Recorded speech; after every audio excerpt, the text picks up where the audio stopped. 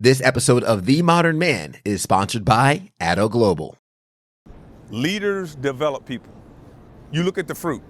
So the mark of a true leader is when you become a leader, the first thing you do is you identify who's going to take your place. And you start developing that person. That's leadership.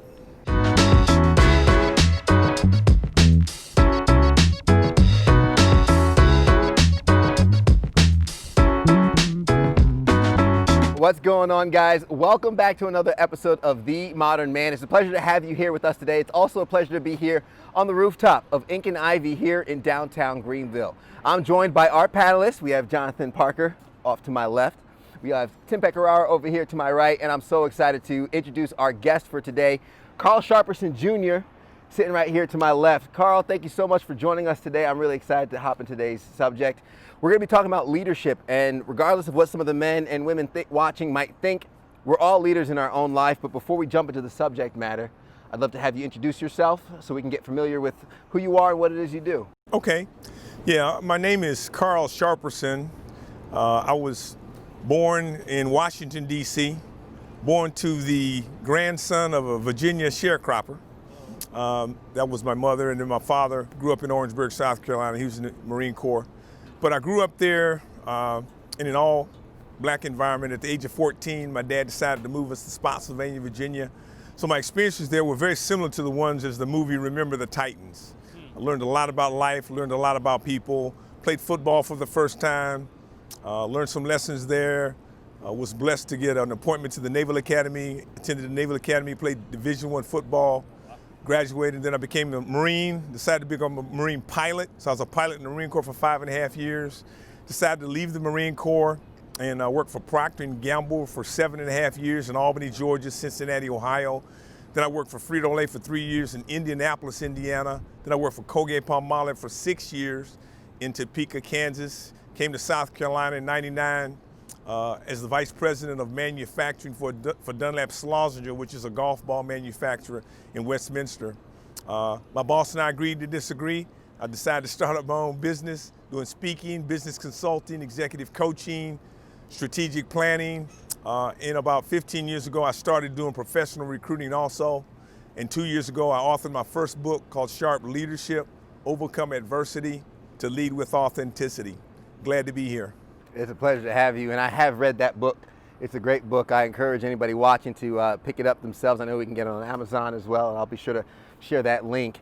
And this is kind of a general question to all the men here, and I'm happy to start with you with your insight on what is leadership? Leadership is kind of like air.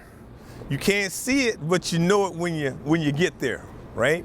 And I think there's several components of leadership that are very, very important. But the number one thing is I believe that everybody is a leader.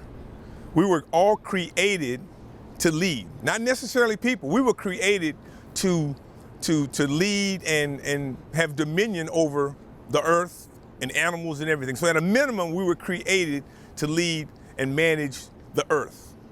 But we also can lead people. And I'll use the car example. A car has about 300,000 parts in it, right? And you say, okay, what's the most important part in the car? Is it the battery? Is it the tires? Some people say the battery because it has the power. But there's a small wire there called a connector wire. It only costs $4. But your car won't start unless you have the connector wire.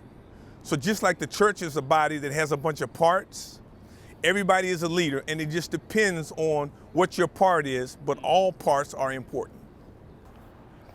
I love that. Tim. First of all, I love that, and thank you so much for your service to our country. Thank you. Leadership is influence to me. I can come into a room and have a bad attitude, sit in the room, and everybody will know something's wrong. And so that's a way to lead. Where I grew up, the things that I did that were bad, I was just trying to find my way, but I started to notice that even those bad decisions were getting people to choose differently. And I realized that I influenced them. And whether it was good or bad, I realized it was influence. And then eventually I got to a place where it became healthier.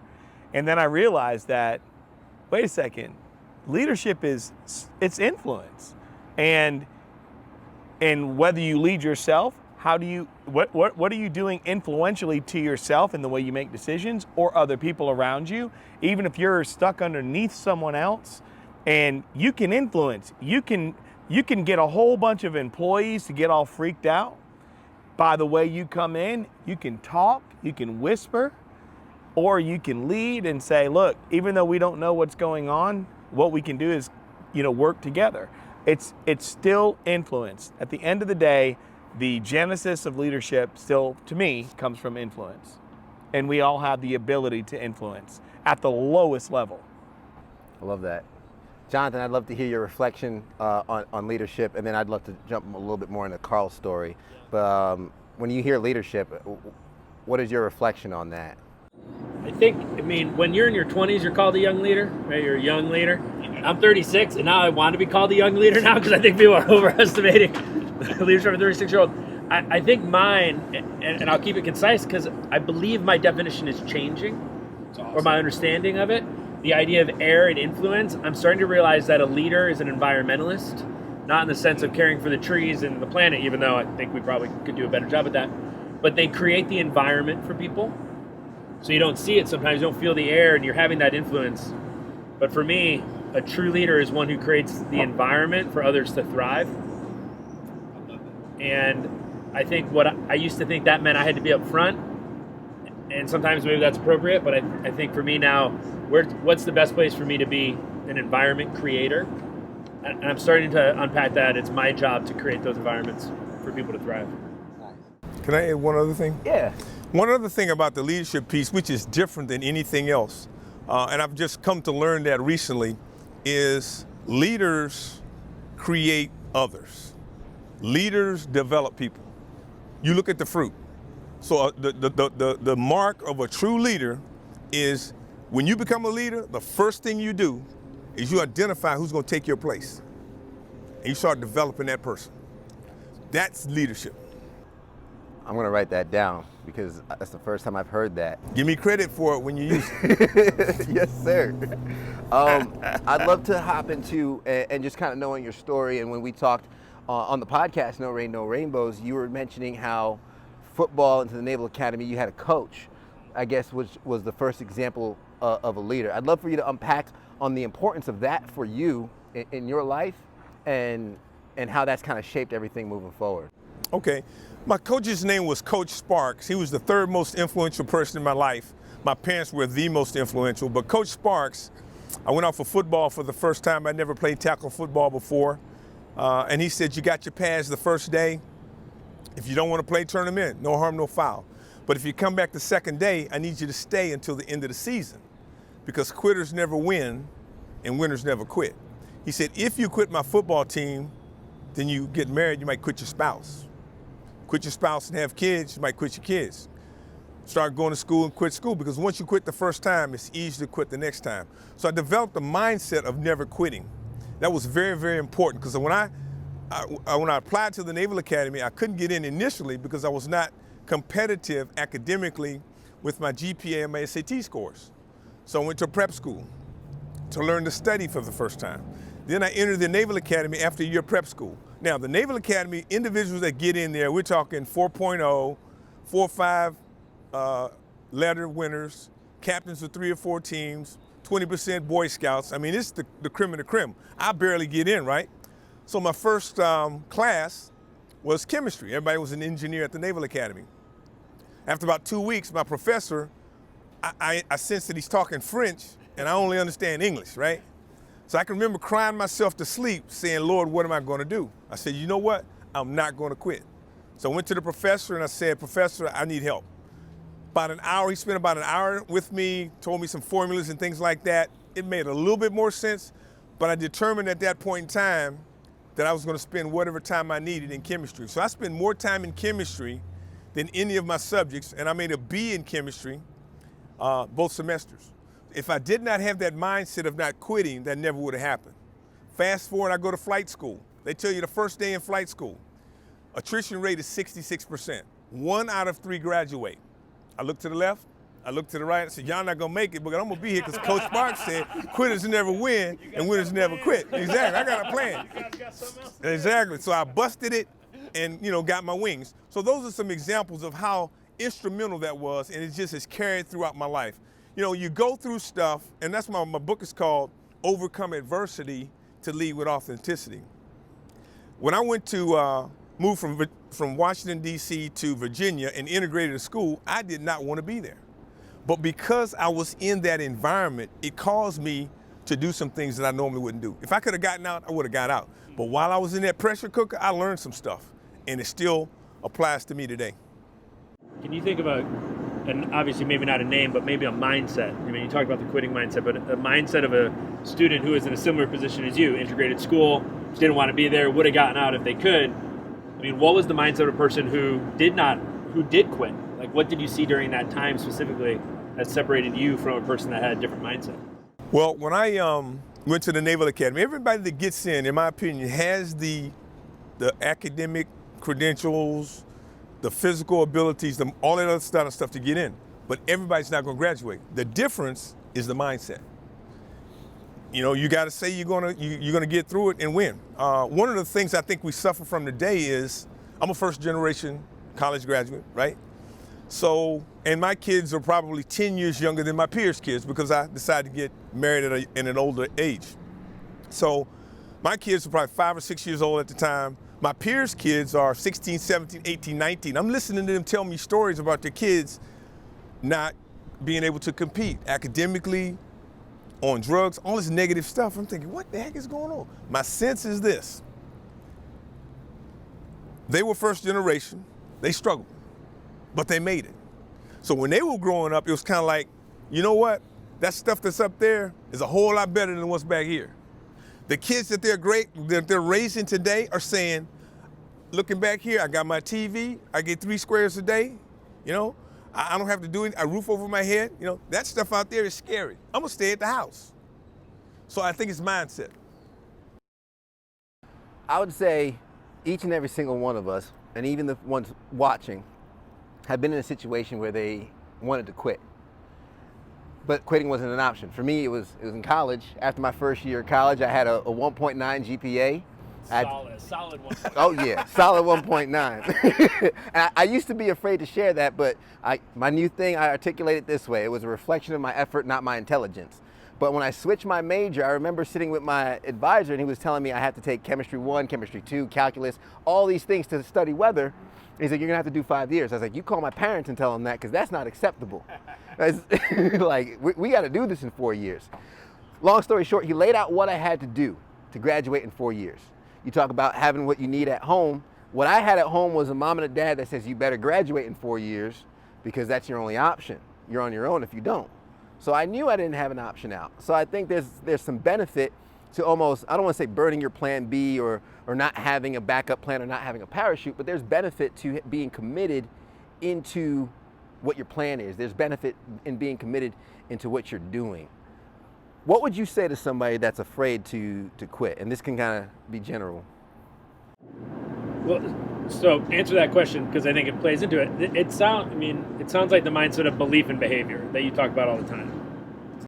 Yeah, behavior follows belief. So a person will not consistently behave in a way that's inconsistent with how they see themselves, the world, or anything else. And so that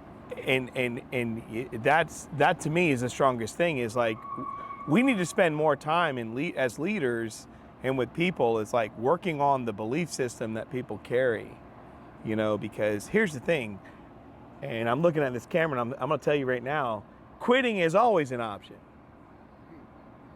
Surrender is not. And that's the difference for me. I quit all the time. And it may be for 24 hours, maybe I don't surrender though. I'm caught, I'm beat. I mean, that's like a rematch of someone holds a belt, welterweight title belt, he gets beat. And he quit somewhere in that match. Whether it was quit because he got knocked out, something shut him down. But there's a clause inside what they create that's called in a contract that says, I get first right of refusal to fight you again. That's when you find out if he surrendered. Because they come back and they do that rematch. And if you go look, and when you see people like Lennox Lewis, when he lost his belt, he got knocked out. He came back and he finished him. Like, I'm telling you right now, because styles make fights, and that's what life's about. We have to understand that quitting is always there, and it's always an option. The question is, do you want to surrender? And I think that's the bigger one, and that's where belief comes in, because that's what they'll tell people. It's about the heart. What separates athletes? What separates people? It's that heart. It's that thing inside of them where they don't surrender. They may quit for the day, but they're coming back tomorrow. Like, when I grew up, it was like, all right, I didn't like to start fights. I didn't do that. I grew up in a rough place, but you may get me today, but I'm gonna tell you right now, I didn't start this. You got me today, I'll see you tomorrow or next week, whatever it is. So if you got me on a Friday, look for me on Monday, because I'm coming back, and I hope you got a lunch. I hope you got something packed with you, because you know what I'm saying? It's like, it's just that thing that says, I'm coming back. You're not doing that again. You're not doing that again. I'm not gonna be just dominated and overridden. Do you understand what I'm saying? And I know that's kind of an aggressive, violent kind of thing, but it's the way it is in life too, because there's more violence, not with a punch in the face. There's more violence in the way that you run out and the things that you meet in this world. It is so violent to the spirit, to the soul, to the human. And the thing is we do quit when we get hit and hit and hit, you know, but I want to get like Paul biblically, where I buffet my own body. I'd put myself through these paths of discipline so that I can face that next challenge. So today I lost and I did quit, because I don't have anything else. I'm done. But I'm not going to surrender, because I will be back tomorrow. And after doing all that I could do to stand today, I will stand, because behavior will follow belief. And I'm not going to, I can talk that stuff. That's why you hear people say, don't let your mouth be bigger than your rear end. You know, like I've heard, when I grew up, it's like, don't do this and not be able to have this to back it up. You know what I mean? Or eyes bigger than your stomach. You know, that's the way I grew up. And it was like, you've got to learn to say, what do you really believe? Because belief isn't what you say. Because here's the thing. If I say to Jonathan, I love you, man. I care about you, Jonathan. Or Charles, I love you. I love, you know, Ted, you know, I love EJ, and, you know, all the, but you're looking at all the stuff I'm telling you that I know and that I want you to know, it's all for me. What you guys are concerned about is what I do. You're gonna pay attention to what I do. How do I show up with that love? What does that look like? And that's where behavior follows belief. That's why I say, I quit all the time, guys. I quit. But it's maybe 12 hours, 24 max. I just don't surrender. You mentioned something about showing up, and I love the fact that your origin, Carl, was having that leader that... No problem. Charles Russ. I'm sorry. I had a brother named Charles. There you go. No problem. Having that leader that, I guess, first put that path and that mentality of not quitting, or that resilience within you. How can someone find leadership within themselves when leadership without is absent? That's where it starts. He's talking about that belief thing. You got to believe. You gotta have the confidence in yourself. You gotta have high self-esteem. You gotta believe. I mean, number one, you want to follow the Lord, but at the same time, you gotta believe that you can do it. It trumps everything, and that's the most important thing. And that's why we talk about mindset. We talk about, one of the things that I do with my book and workshops is I work on the mind. Yeah. You know, if I can get your mind right, I'll tell you this quick story. So there's a principal who was the principal of the year in the Greenville school system. And a guy named, y'all may have know him, Tim, y'all know Tim Steele? He's the area director for the Fellowship of Christian Athletes in the upstate. Okay, so he took me to a school, and there was a principal that was he was the principal of the year. Solid guy, man, really loved the kids. I mean, you think about a principal, he's the model, everything, right? We sit down and talk, right? So he's had mentoring programs before, he had tutoring programs before, and Tim wanted me to talk to him about a program that I started at Daniel High School.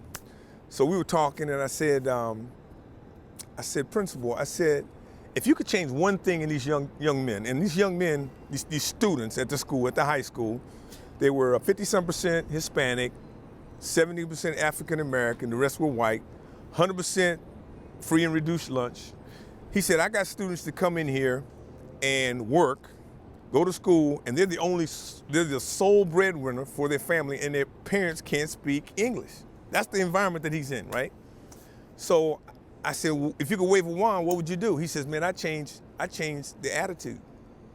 I said, oh, you mean mindset? He said, yeah, I changed the attitude. Because he said, and I believe it, if you change that mindset, you can do some stuff. But you can give them everything in the world, but if you haven't changed that mindset or that belief system, nothing's gonna change.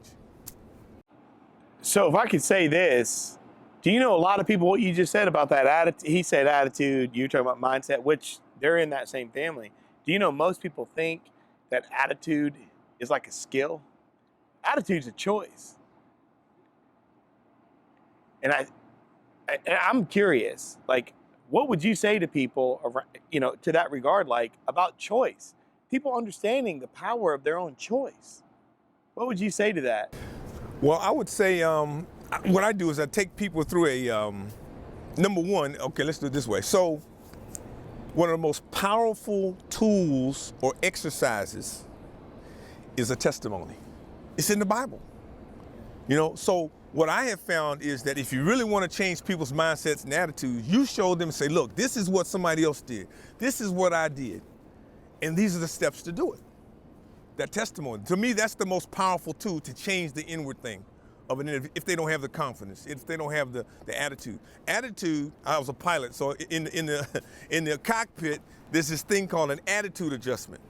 You look at it, the attitude, so if your attitude is up, you're going up. It's a flight, the flight that... Little ball. Yeah. Mm-hmm. If your attitude is like, so attitude equals altitude. So what about for a guy watching this right now who COVID messed everything up, lost his job, and his mindset was so attached to his vocation, to his profession, because he was good at it, he was skilled in it. What would you say to him just to take like that first step, right? The mindset isn't there, and he hears us talking, and he's like, look, you're sitting in your fancy chairs, you guys are on the rooftop, I'm here. What's the first step for that gentleman to start regaining a proper mindset? That's a great question, and since the pandemic hit, I've had an opportunity to do that, because when the pandemic hit, and I do recruiting and executive coaching and stuff like that and speaking, all that stuff shut down. So I'm looking at myself saying, what am I going to do? I said, what did Jesus do? When the disciples came to Jesus and said, we got thousands of people out here and they want to eat and we don't have any food. What did Jesus say? Give me what you got. You got some fish, I got a little bit of bread. So I said, Lord, what do I have? I had 5,000 contacts on my LinkedIn page, 3,000 contacts on my Facebook page. I says, you know what? I'm gonna mind that and work that. So that's what I did. So what happens is, there's the thing I call significant emotional event. A significant emotional event is an event that will rock your world. Things that are significant emotional events are divorce, death of a child, severe sickness, loss of a job. Those are things that when they happen, they're gonna rock your world. The pandemic was a significant emotional event on steroids. People losing jobs, losing love, all this other kind of stuff, okay? So your question is, what would you tell them? The first thing you gotta do is you gotta get your mind right. How you get your mind right? By reading the word, praying, and being around some believers that can support you. That's the first thing. The second thing you gotta do is you gotta get a routine. You gotta have a routine. Okay, what time do you get up? What do you do when you get up? What time do you eat? What time do you go to bed? And the thing that you need to put in there is some type of exercise. Exercise creates the endorphins that will allow you to okay, so then you put in a routine based on what you're doing, and you gotta have the discipline to do that on a daily basis. And this is what I learned at the Naval Academy. There's a dream that I had after I graduated from Naval Academy that I did not graduate. That's the dream that I had. It's like post-traumatic stress disorder, because your head's down, you're just trying to take it a day at a time and a day at a time. And that's what you gotta do in this. Put together a plan and do it on a day at a time, have confidence, read the word positively, pray, and have a body of believers that can support you. I love all of that because I'm a firm believer that before you can lead others, you first have to lead yourself. And what you just broke down right there is someone taking control of their lives. And a lot of times people ask, how do you build a confidence? How do you get to a point where you're confident and you can lead? Well, you do so by proving to yourself that you keep your word. You tell yourself you're going to wake up at 6 o'clock. When that alarm goes off at 6 o'clock, are you hitting the snooze button or are you getting out of bed? After repetitiveness of getting out of bed at 6 o'clock, if I tell you, hey, I'm going to be there at 5 o'clock, 5 p.m., I'm not trying to get there before I wake up, but if I tell you I'm going to be there at 5 p.m., I know I have a habit with myself of keeping my word, so I'm more confident in keeping my word to you. We're kind of coming towards the end of this episode here, and we're almost out of time, so I kind of want to send this out to everybody in terms of bringing it back to leadership and owning and leading our lives. I want to empower the listeners watching. I want to give each of you guys a moment to empower the listeners watching on how they can take leadership in their lives, impact others, leave others, but really what's the fruit of that labor? Because it's one thing to say, I want to be a leader. It's another thing to be like, okay, I'm ready to be a leader. It's another thing to actually see the reward and want it. Like you mentioned, hey, you got to connect it for them. They got to want it. So what is, I guess, the fruit of that labor of doing the hard work, of getting discipline over your life, of finding that leadership within yourself and then impacting others? I think that the fruit, we'll start with the fruit. The fruit is developing and creating others, leaving a legacy. To me, that's the ultimate fruit, okay? Now, there are 4 basic principles that I believe that will work in the family, corporate America, the military, sports, and everywhere, okay? And it's not an acronym, but they're letters. The first one is Q. Quitters never win, and winners never quit. You gotta have that mindset. That's number 1. The second one is T. Take care of your troops, or take care of your people. If you take care of your people will take care of you. If you don't take care of your people won't take care of you. I'll give you an example. In the military, in the Marine Corps, you go to the field, the higher the rank, the later you eat. The lower the rank, the sooner you eat. To symbolize, you always take care of your people. Corporate America. I'm a manager, I'm a supervisor, I have a quality person on the line, and we make widgets. First scenario is I'm a tyrant. Treat them like dirt. Yell, scream, and all this other kind of stuff. And I make a request or an order to say, do this. The person knows that if they do that, it's gonna make bad product, right? They'll do it, and when it comes back, they'll say, Carl told me to do it. Same scenario, I'm a good leader. I take care of my people. I'll probably say it a little bit nicer. The person will do 1 or 2 things. They'll either say, Carl, you probably don't want to do that because of this, or even if it gets out and comes back, they'll say, we did it. They won't throw me under the bus. Always take care of your people, right? R is for relationships. It's all about relationships. Nobody gets to where they are unless they have quality relationships. That's a relationship with the Lord. That's a relationship with peers. That's a relationship with subordinates. That's relationships with your wife. That's relationships with your kids, okay? The last one is an F. Faith, family, and friends. So if you ever get it twisted or you get in a jam, you gotta have those 3 priorities. Faith, family, and friends. So I think there's this, so there's 2 parts of your question, and maybe they intend to be, but the one that stuck out to me was, the idea of like, what do you have to do, the labor to get to the fruit, right? And I think what I have started to embrace, that I would encourage men and women, everyone listening to, is you have to lead in the mundane if you ever want to lead beyond that. Meaning, it is the ordinary, mundane thing to eat healthy. You got 3 meals a day. You can eat burgers and fries, or you can lead yourself and just saying, I'm going to make a good health choice 98% of the time and have burger and fry before. I think what I'm learning because of the pandemic is there ain't hundreds of people showing up to listen to me run my mouth anymore or to sing, right? No one is calling me to do trainings. So I could have fallen back and said, well, take care, being home with my wife, being home with my kids is boring, mundane, doing laundry. But it's like, no, just get the laundry done. Like, show my boys when there's, like, do the laundry, get it done, put it away. I mean, just these mundane things. And I think the fruit of that is that, I think it was Covey who said in the 7 Habits, it's a habit is when what took effort before is now just natural. It's just, you don't have to put effort, it's become part of who you are. So I think start in the mundane, start in the ordinary. Stop looking for the extraordinary, stop looking for the superior. Get out of bed, do your laundry, eat well, exercise, read a book, put the phone down. just those ordinary pieces. And the fruit of that is that it becomes a habit. You don't have to ask yourself, do I have to lead in this situation or not? It's just what you do. Yeah, so, and I mean, both of those are great, and I'm trying to be careful here because I don't want to at all detract from that, because I mean, I think you could take that right there and be done. I'm just gonna say this part, like, for me, like, just get back to who you are and what are you doing and why are you doing it? Like, get back to the original intent. I mean, why is our country so messed up? Constitution, people don't want to look at it one way. Everything's all, I mean, then we got systemic crap in it and all that. I mean, do you know that every one of us has a constitution in ourselves? Like, we have something. We've been domesticated. We've got that. We grew up some way. We were told things. So we're trying to learn, unlearn, and relearn. We've got all that going. What's your reason for what you do? Like, wake up every day with a reason. Like, what do you actually want? What are you trying to accomplish? What do you want to do? And is it bigger than yourself?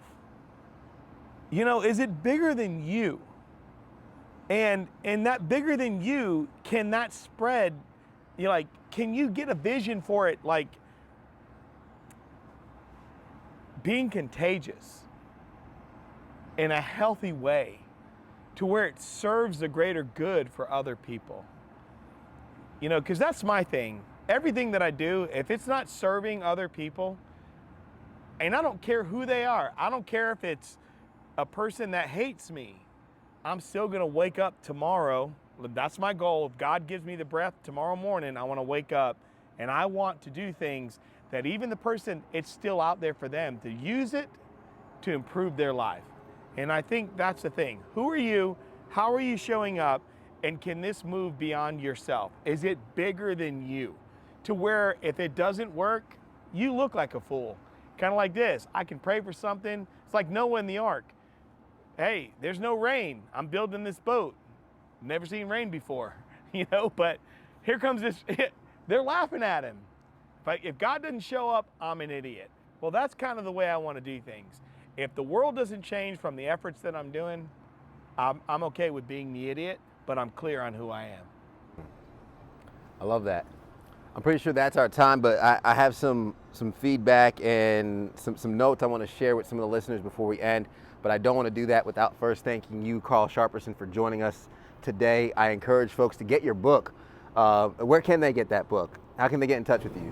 You can go to my website, which is www.carlsharpersonjr.com. And if you do that, then I'll sign it and send it to you. Or you can go on Amazon, Barnes & Nobles. It's a life-changing book. I call it a manual for overcoming adversity in any environment, in any stage of life. And I know we actually didn't even get to your cancer battle in this episode, so I think we're going to have to go ahead and try and invite you back on another episode to kind of dive into that a little further. I almost feel like we don't have enough time to pack all the content in these episodes, but thank you so much for joining us today. As always, thank you to the panelists, Jonathan, Parker, appreciate you. Tim, thank you for being here today. And of course, thank you for watching.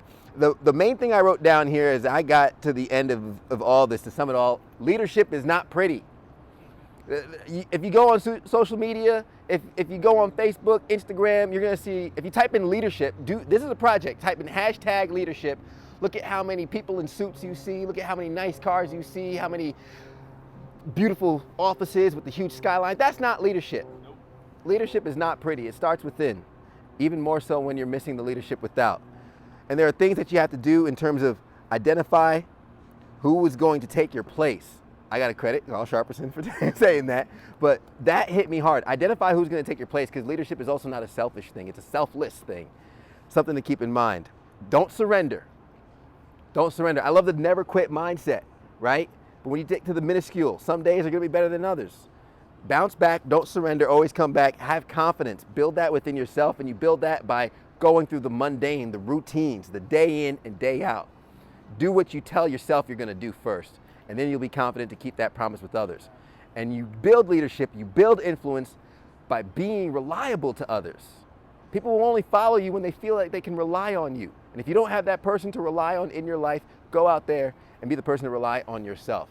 Guys, I hope you enjoyed this episode of Modern Man. Once again, thank you for joining us. I hope you got some value from this. If so, please share it with someone. Until then, go out there and be a modern man.